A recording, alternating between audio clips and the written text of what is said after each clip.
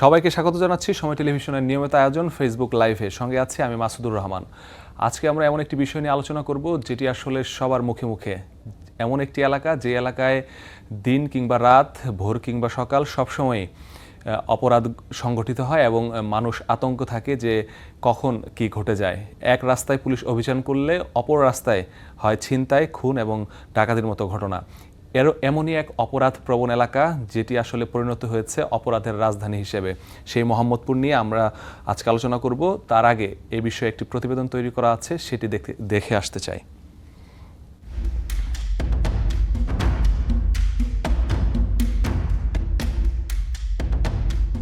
15 April রাতে রাজধানীর মোহাম্মদপুরের রায়েরবাজার ইটখোলা এলাকায় কুপিয়ে হত্যা করা হয় আসাদুল নামের এক যুবককে। মাদক ব্যবসার বিরোধে আসাদুলের বন্ধুরাই বাসা থেকে ডেকে নিয়ে হত্যা করে তাকে। মারলে মারিয়ালা এ বলি কথা কাটাকাটি করছে, কাটাকাটি করে ওরে গলা মানে কান্দের হাত দিয়া এদিকে নিয়ে এসে শুনি বাসা যাইতে যাইতে যে ও মার্ডার হয়েছে। সব জায়গায় আপনার মনে করেন যে কিশোর গ্যাঙ্গের দিয়ে ছড়ানো পুরা সব দিক দিয়ে, এই দিক দিয়েও চলাফেরা করে। রাত্রে আমাদের বেরোতে একটু সমস্যা হয়। এর 3 দিন আগে ইটখোলা থেকে 400 মিটার দূরে বুদ্ধিজীবী রোড বেড়িবাঁধ ঢালে সংঘর্ষে জড়ায় 2 কিশোর গ্যাং। কুপিয়ে গোড়ালি কেটে হত্যা করা হয় এলএক্স ইমন গ্রুপের দলনেতাকে। শুধু খুন নয়, Sher Shah Suri road, Nurjahan road, Nabinagar housing সহ মোহাম্মদপুরে একের পর এক দুর্ধর্ষ ছিনতাইয়ের ঘটনা ঘটে পুরো এপ্রিল মাস জুড়েই। এসব ঘটনায় টরক নড়ে পুলিশের। গত 19 এপ্রিল রাতে এপিবিএনকে নিয়ে যৌথ অভিযানে নামে পুলিশ, কিন্তু বেড়িবাঁধে চলে অভিযান আর উল্টো দিকে চাঁদউদ্যান হাউজিংয়ে চলে কিশোর গ্যাংয়ের মহড়া। পাটালি গ্রুপের 15 থেকে 20 জন চাপাতি নিয়ে হামলা করে বিভিন্ন দোকানে সর্বস্ব লুটে পালিয়ে যায় তারা। আজকের ফ্রিজ কোম্পানির ওইটা ভাঙছে, ওই চাপাটি দিয়ে কোফাইয়া, এখানে এগুলো জুস ছিল, বয়ম ছিল, এগুলো কোফাইয়া ভাঙছে। একটা টাচ ফোন ছিল, ওইটা নিয়ে গেছে। আর একটা লোডের সেট ছিল, ওগুলো নিয়ে গেছে। প্রায় 15,000 টাকার মিনিট কার্ড নিয়ে গেছে। আর প্রায় 2 লাখ টাকার মতো ক্যাশ ছিল, নগদ ক্যাশ, এগুলো নিয়ে গেছে। হঠাৎ করে আইসে, আমরা বলতাম না বা তো বাড়ি দূরি করতেছে, তাড়াতাড়ি আয়া ওই যে ক্যাশ ভাঙ্গে লইয়া ক্যাশ ডাইলে যা আসি সবই লয়ে গেছে। আর বাইরে যা আসেন তাই, আর ভিতরে ঢুকতেছে না। এমন ঘটনায় এখনো থমথমে চাঁদউদ্যান এলাকা। মোহাম্মদপুর বেড়িবাঁধে যেখানে পুলিশের অভিযান চলছিল, সেখান থেকে কিশোর গ্যাংয়ের যে হামলার স্থান, সেটির দূরত্ব মাত্র 600 মিটার। এই 600 মিটার দূরত্বে কিশোর গ্যাংয়ের একদিকে হামলা হয়, অন্যদিকে পুলিশের অভিযান চলে। কিশোর গ্যাংয়ের সদস্যরা এতটাই বেপরোয়া যে তারা পুলিশের অভিযানকেও তোয়াক্কা করে না। এলাকাবাসী বলছে এই যে কিশোর গ্যাংয়ের আতঙ্ক, এটা থেকে তারা নিস্তার চায়। পুলিশের তথ্য বলছে মোহাম্মদপুর থানায় চলতি বছরে চুরি, ছিনতাই, খুন, মাদক সহ বিভিন্ন অপরাধে মামলা হয়েছে 323টি। এসব মামলায় 2000-এর বেশি আসামি গ্রেফতার হলেও পরিস্থিতির উন্নতি হচ্ছে না। এমন পরিস্থিতিতে দিন কিংবা রাত ঘর থেকে বাইরে বের হতেই ভয় পাচ্ছেন বাসিন্দারা। বাসাতে বাইরে নিয়ে মোবাইল নিয়ে যায়, ওইটা নিয়ে যায়, ওইটা নিয়ে যায়, ছড়ি ছাপাড়ি দিয়ে বই দেখায়। পুলিশ দেই ধৈর্য নেয়, ওই সেনাবাহিনীতে কয়দিন ধৈর্য নিছে, আবার দেই কয়দিন পর সাইডে দেখা করে আয় পরে। অপরাধ নিয়ন্ত্রণে তাই নড়ে চড়ে বসেছে ঢাকা মহানগর পুলিশ, ডিএমপি। ঢাকায় প্রথমবারের মতো স্থাপন করা হয়েছে অস্থায়ী পুলিশ ক্যাম্প। বসিলার ক্যাম্পে চলছে শেষ মুহূর্তের প্রস্তুতি। পুলিশের 40 জন ও আর্মড পুলিশ ব্যাটালিয়নের 66 জনকে নিয়ে গঠিত হয়েছে এই ক্যাম্প। আলাদা জনবল আমরা দিয়েছি এবং এখানকার জন্য আলাদা আমরা গাড়িও স্যার বরাদ্দ দিয়েছেন এবং এখানকার জন্য আসলে অনেক ফোর্সও আমরা এখানে দিয়েছি এবং চেকপোস্ট এবং ব্লক রেট হচ্ছে, টহল থাকবে।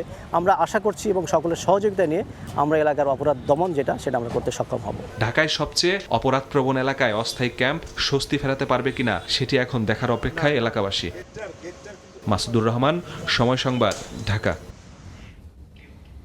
প্রতিবেদনে যেমনটি দেখছিলাম আমরা যে পুরো এপ্রিল জুড়েই অপরাধের পর অপরাধ, একের পর এক ঘটনা ঘটেছে এবং সেগুলো আমরা তুলে ধরার চেষ্টা করেছি। সেখানকার যে যারা ছিল ভুক্তভোগী তাদের সাথে আলোচনা করার চেষ্টা করেছি। এই যে চলতি বছরের যে 3 মাস অতিবাহিত হয়ে 4 মাস অতিবাহিত হতে যাচ্ছে, সবশেষ 22 দিন পর্যন্ত তথ্য আছে আমাদের কাছে। সেই তথ্যগুলো একটু দেখতে চাই যে মোহাম্মদপুর থানায় কোন মাসে কী ধরনের অপরাধ সংঘটিত হয়েছে।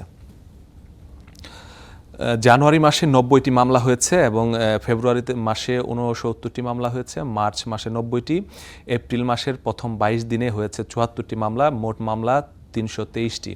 এই যে মামলার কথা আমরা বললাম, এই মামলার ঘটনায় এগুলোর মধ্যে উল্লেখযোগ্য যে বিষয়গুলো সেগুলো আছে, চুরির মামলা আছে, ডাকাতির মামলা আছে, ছিনতাইয়ের মামলা আছে, মাদকের মামলা আছে, খুনের মামলা আছে। এরকম হয়েছে যে এপ্রিল মাসে 3 দিনের ব্যবধানে পরপর খুনের ঘটনা ঘটেছে।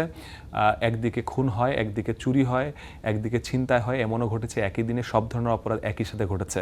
পাশাপাশি মোহাম্মদপুরের জন্য যে বিস্ফোরা, সেটি হচ্ছে জেনেভা ক্যাম্প। সেই জেনেভা ক্যাম্পেও প্রতিদিনই মাদকের বিরুদ্ধে অভিযান হয়, কিন্তু তারপরেও সেটির যে অবস্থার পরিবর্তন হয় না। এই যে মোহাম্মদপুরে যে এত বিশৃঙ্খলা, এটির পেছনে যারা জড়িত তাদের বিষয়ে আমরা একটু কথা বলবো একটি প্রেজেন্টেশনের মাধ্যমে।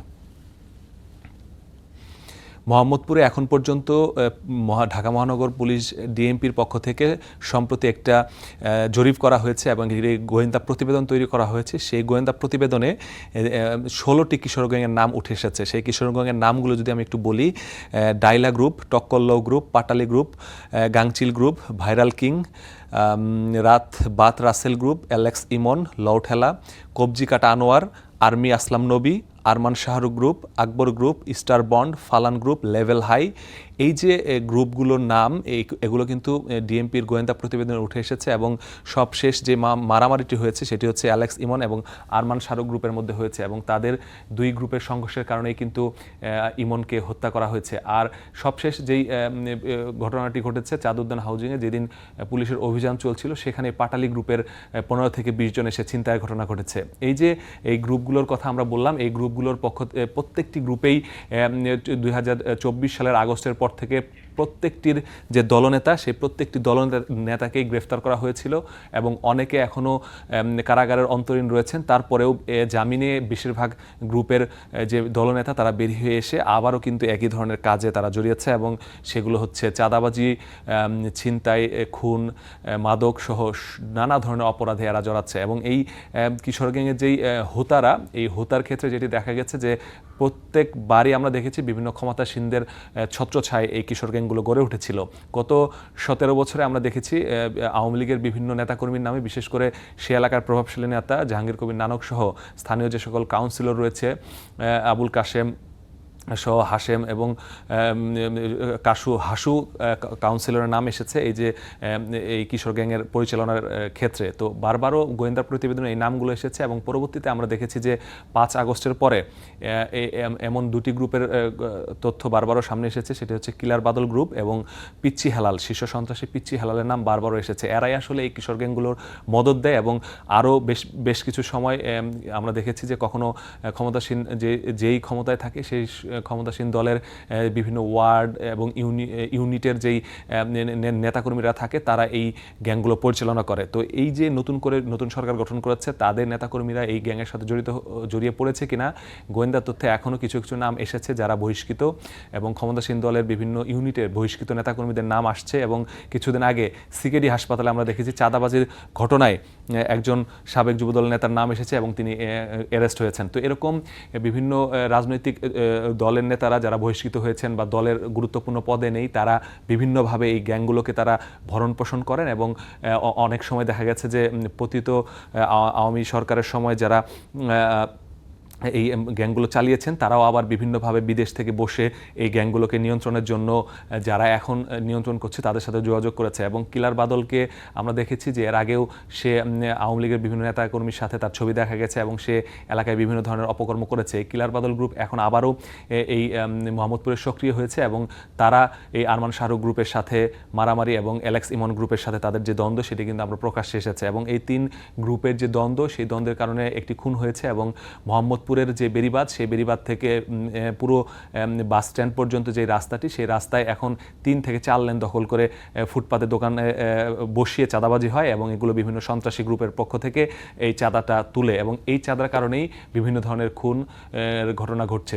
কিশোর গ্যাংয়ের সদস্যরা শুধু খুন বা চাঁদাবাজিতে জড়িত নয়, তারা বিভিন্নভাবে বিভিন্ন জায়গায় এই ছিনতাইয়ে জড়িত হয়ে যাচ্ছে এবং এমনও দেখা গেছে যে ছিনতাই করে তারা গ্রেফতার হয়েছে এবং 1 মাস পরে তারা জামিনে বের হয়ে আবারও যেদিন জামিনে বের হয়েছে সেদিনও তারা অপরাধে জড়িয়েছে। এই যে এই অপরাধকে দমানোর জন্য পুলিশের পক্ষ থেকে ডিএমপি, বিশেষ করে ডিএমপির ভারপ্রাপ্ত কমিশনার, তিনি উদ্যোগ নিয়েছেন এবং নিয়ে বসিলায় পুলিশের একটি পুলিশ লাইন আছে বসিলায় পুলিশের ডিএমপির পুলিশ লাইন পশ্চিমাঞ্চল, সেই পশ্চিমাঞ্চলেরকেই একটি অংশ পুলিশের মোহাম্মদপুর থানাকে দেওয়া হয়েছে এবং সেখানে বসিলা যে পুলিশ ক্যাম্প, অস্থায়ী পুলিশ ক্যাম্প স্থাপন করা হয়েছে। সেখানে 106 জন সদস্য নিয়োগ করা হয়েছে এবং এই 106 জন সদস্য দুইজন এসআইকে সেখানে দায়িত্ব দেওয়া হয়েছে, 4 জন এএসআই এবং বাকিরা কনস্টেবল, পাশাপাশি পুলিশের 40 জন এবং এপিবিএন আর্মড পুলিশ ব্যাটালিয়নের পক্ষ থেকে 2 প্লাটুন অর্থাৎ 66 জন সদস্যকে তারা দিয়েছে এবং এরা মিলে এই বসিলার যে আশপাশে এলাকা, বিশেষ করে নবীনগর হাউজিং,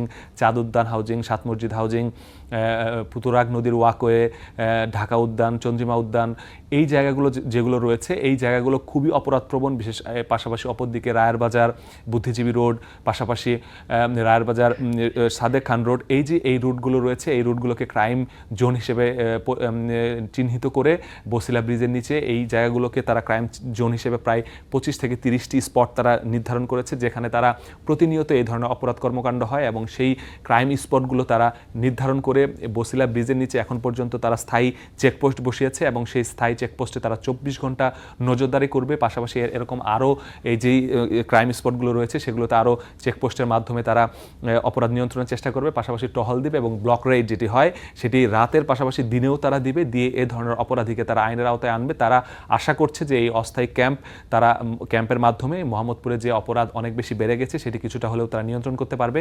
ডিএমপি কমিশনার কিছুক্ষণ আগে সেই ক্যাম্প উদ্বোধন করেছেন এবং তারা পুরোদমে তাদের যে কাজ সেটি তারা শুরু করে দিয়েছে।